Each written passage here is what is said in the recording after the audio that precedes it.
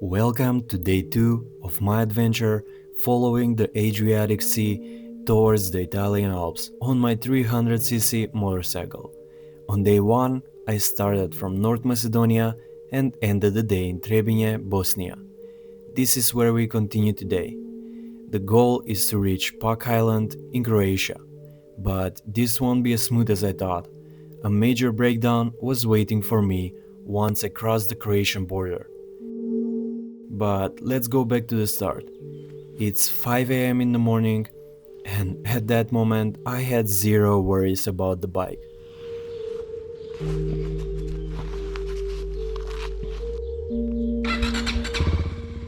As I'm leaving the city, I have to say this again. Trebinje is one of my favorite cities. It's full of character and not yet overly commercialized like one of the other cities I considered for this first day booking. I was looking at places like Dubrovnik and Mostar. I really like both of them, but they lose some charm by being overly focused on tourism. At least that's how I feel. On my left side you can see the city beach alongside the river. We got a full day ahead of us, so we better move on.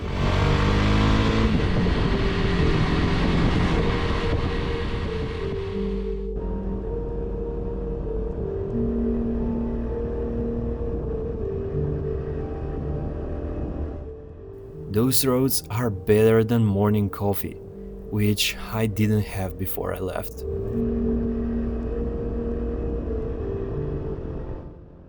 This is the first look at the Adriatic Sea on this journey. It is early in the morning, so the sun is behind me in the east. Imagine this view with a few sun rays shining over the landscape. But I didn't have time for that. Also, I'm glad the sun is behind me and not shining in my eyes the whole way.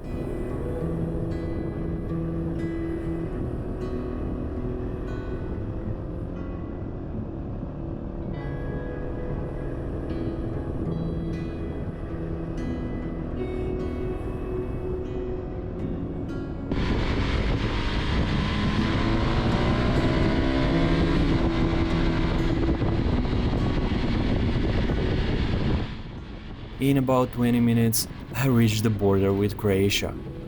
This early, there were only a few cars, but I was immediately called to the side and I thought I had done something wrong.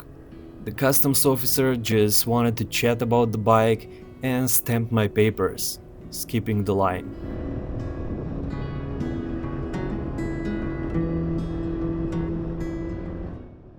We are maybe 500 meters into Croatia when I started hearing strange noises from the bike. I can usually tell a loose or too tight chain or a flat tire, but this felt different. It was so subtle that I thought maybe the road was damaged from trucks or bulldozers passing, and that is what I was feeling. I kind of ignored it for a while.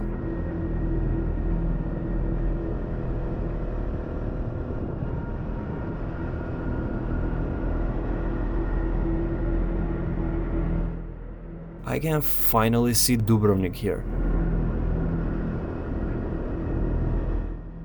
But my bike wasn't going to let me enjoy the view.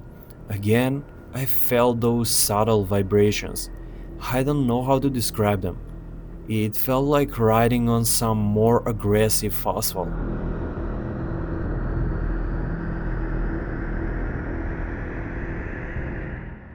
I had to stop and check, but I couldn't find anything wrong. The thought of having a breakdown near Dubrovnik was already showing me dollar signs. Any work on the bike here would be costly. I pushed forward with the idea of entering Bosnia again and finding a mechanic there, which would be much cheaper. The bike felt normal again, so I put the thought of something being wrong in the back of my head. At that point, I decided to skip Dubrovnik, and in retrospect, that was the best decision I made. I went there later with a car, so here is some of the footage of the city.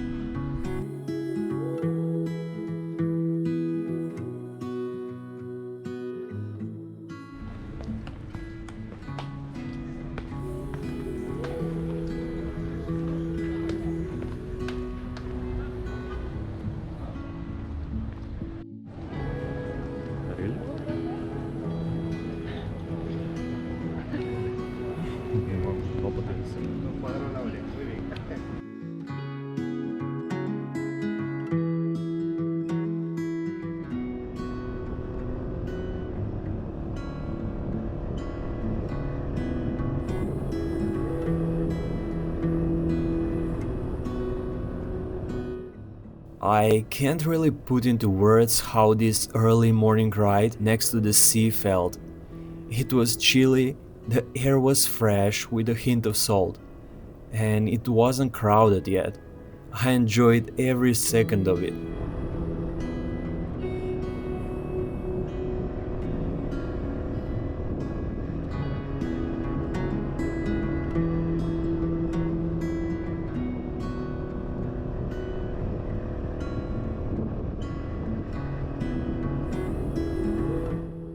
As I'm passing the Sun Gardens Hotel, I'm reminded that I checked the prices here when I was booking my stay in Trebinje. I could have just stayed here for around 180 euros per night. I mean, look at that view. What a bargain that would have been.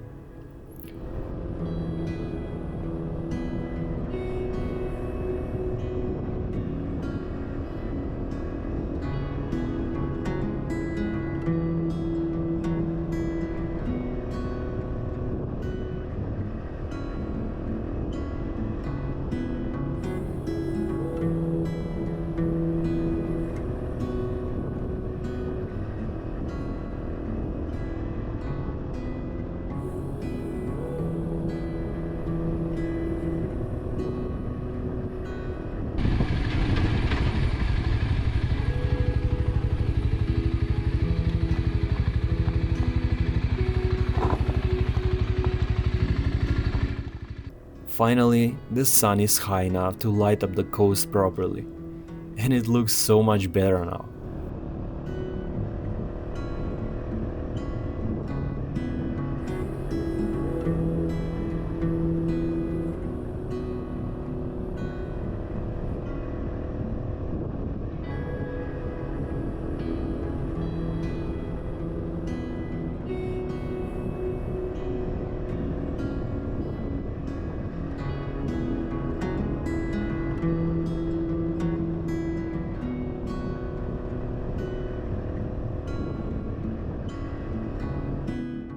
I've entered the Pelješac Peninsula, which goes around the Bosnian part of the sea. Bosnia does have access to the Adriatic Sea, but only about 10 kilometers of shoreline.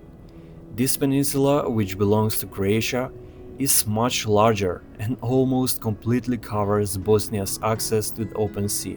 I later realized there is international law of the sea that requires Croatia to allow Bosnian ships free access to open waters, no visas, no stops, just a clear route to the sea.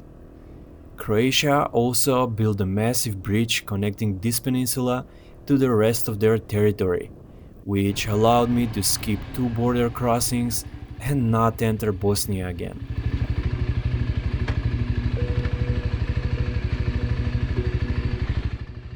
I crossed the whole peninsula, and just before reaching the Pelješac bridge, I hit a traffic jam.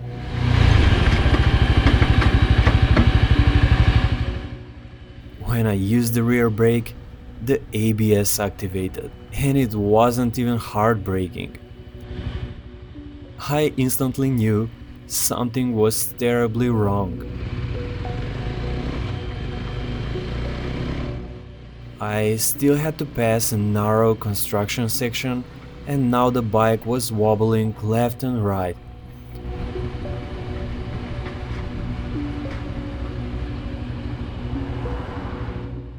I saw the SOS pull-off lane about 250 meters ahead and carefully made my way there.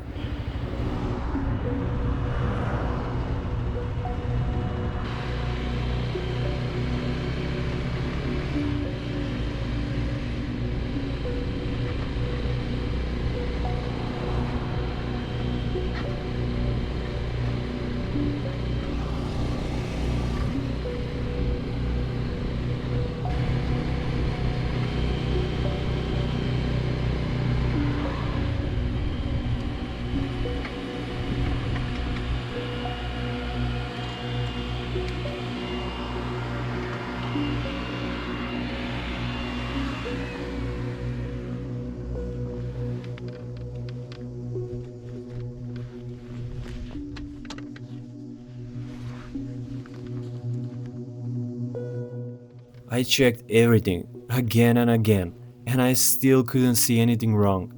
I had no idea what to do. Could it be the wheel bearings? I had a lot of tools with me, but replacing the bearings by myself wasn't possible. I was stuck on a peninsula right before a massive bridge. Any kind of transportation would have to have traveled the entire way back.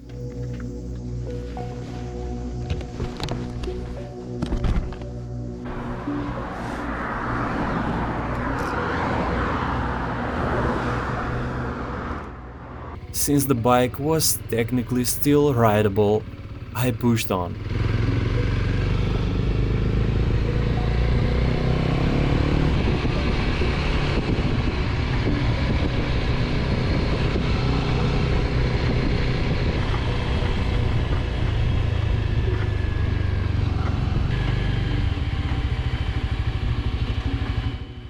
I found a mechanic on Google Maps about 30 kilometers away and rode straight toward him.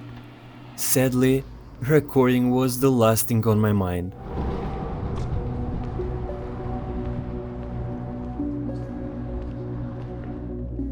I noticed that if I kept the speed around 50 kilometers an hour, the wobble almost disappeared. I could ride, kinda. Then I spotted a police officer on a motorcycle and pulled over to ask if he knew a mechanic closer. And this was pure luck. He told me, just 2 kilometers down this road, take the first smaller street on the right, and that's where we service our police bikes. He even gave me his number in case the mechanic wasn't home. And when I arrived, he immediately started working on the bike. We removed the rear wheel, and there was a lot to see. The wheel bearing had completely failed. The broken pieces had been grinding between the wheel spacer and the rim, and there was actual paste made out of bearings everywhere. The spacer and the inside of the rim had thread-like damage marks. Once I saw this, I knew I was looking at a big bill, probably a new rim, bearings, and a wheel spacer. And at that moment, I honestly thought this might be the end of the trip. And this is where the mechanic saved the entire trip. He jumped on his bike, rode about 5 kilometers to the Bosnian border, and bought bearings for my bike at half the price they cost in Croatia. When he came back, he quickly fitted the bearings, cleaned everything up, and charged me 50 euros for everything. Absolute lifesaver. I had already looked for nearby accommodation, but once the bike was fixed, I could ride again. I could still catch my original booking in Pag Island. But I would be very late, so I had to hurry. Looking back, I probably shouldn't have rushed. I missed a lot and should have made the trip one day longer, but the decision was already made.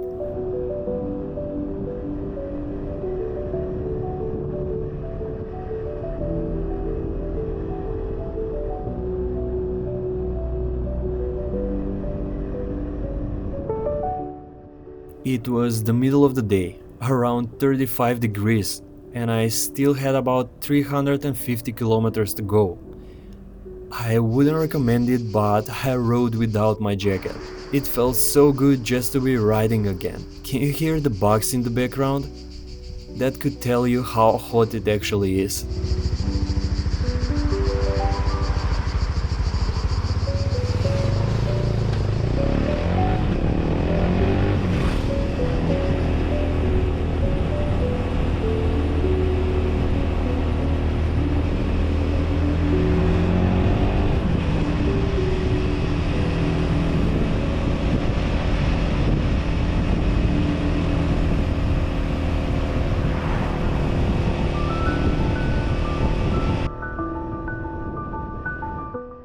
I still need to pass Split and Zadar before reaching Pag Island. The plan is to enter the island via a short bridge and then leave the next morning on the first ferry from the other side. Okay, we are back riding and chilling to music.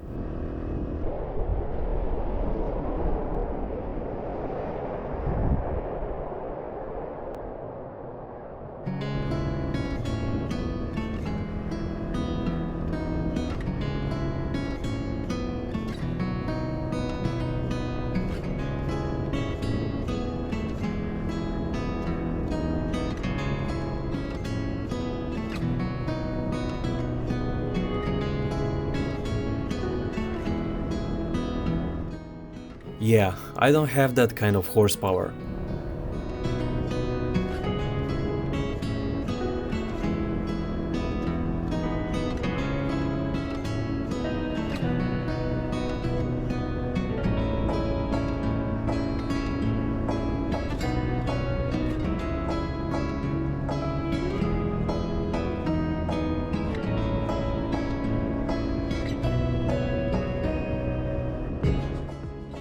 Now I'm scanning the coastline, looking for a beach with a changing cabin so I can take a swim. This one looked good, but I had traffic behind me, so I decided too late. Let's try the next one.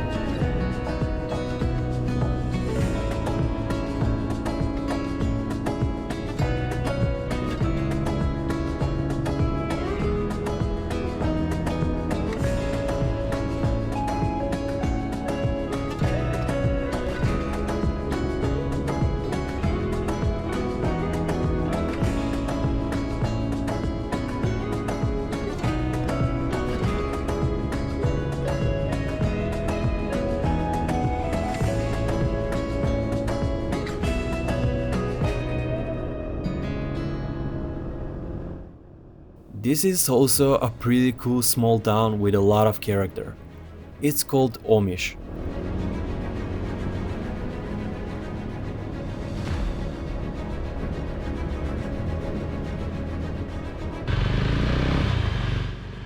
Maybe I should write down the tow truck phone number, just in case.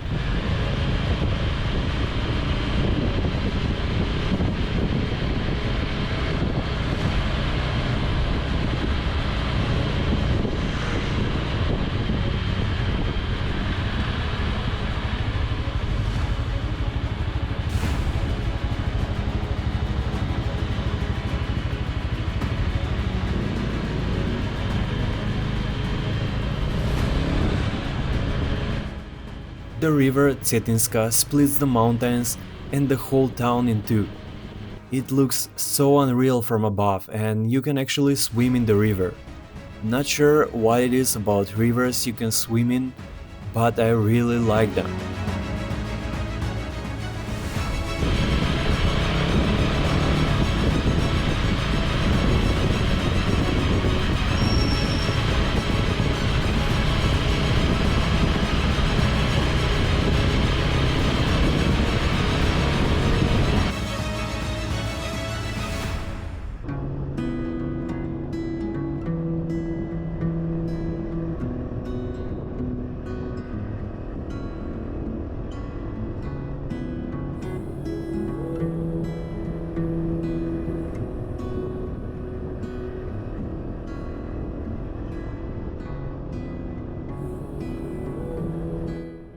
Here is a nice spot to take a swim. Looking at this bistro, I realized I hadn't eaten since breakfast. I was deciding what to do first, swim or eat. Because of the weather, I decided swimming was the priority. And that was everything I needed. After this, I felt ready for another 350 kilometers. Or so I thought. The weather started looking like it wanted to rain, and I was still about 100 kilometers from the island, so I needed to pick up the pace.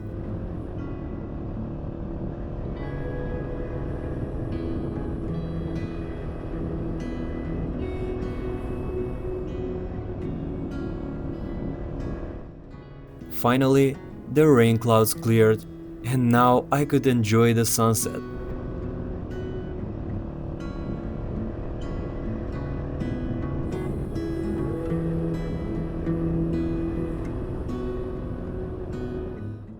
I can already see the island.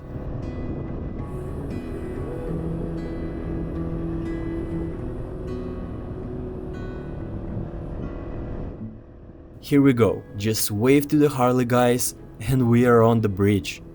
It's only 340 meters though.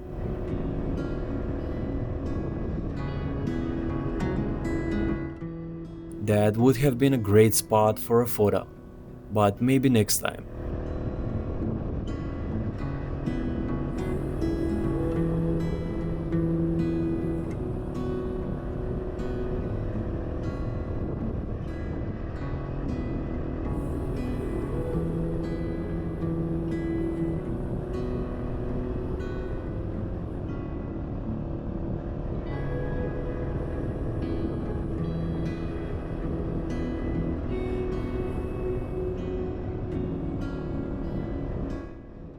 This is pretty cool.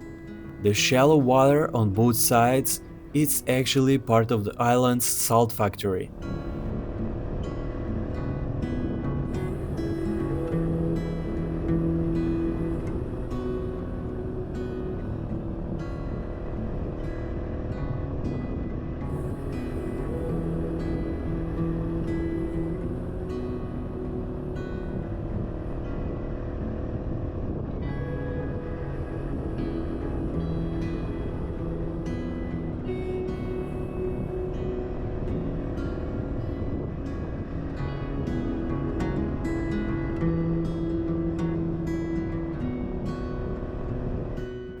The island itself is really interesting.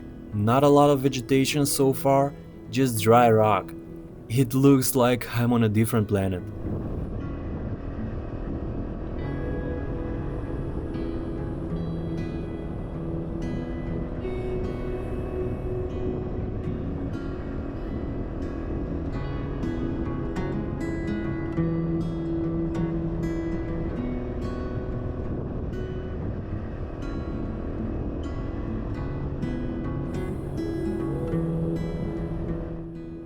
Now we're on the other side, overlooking the open sea.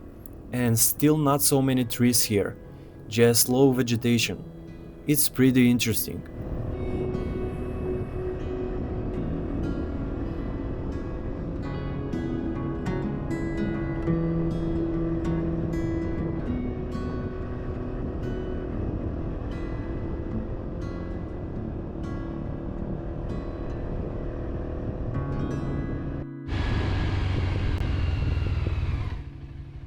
And I finally made it to the apartment. 50 euros for the night. The owner was already gone, so I had to look for her, but I made it work. Now let's go explore the beach.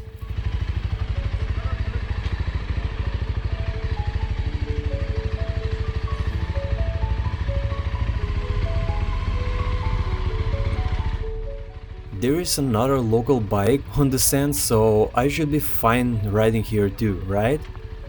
Well, nobody said anything.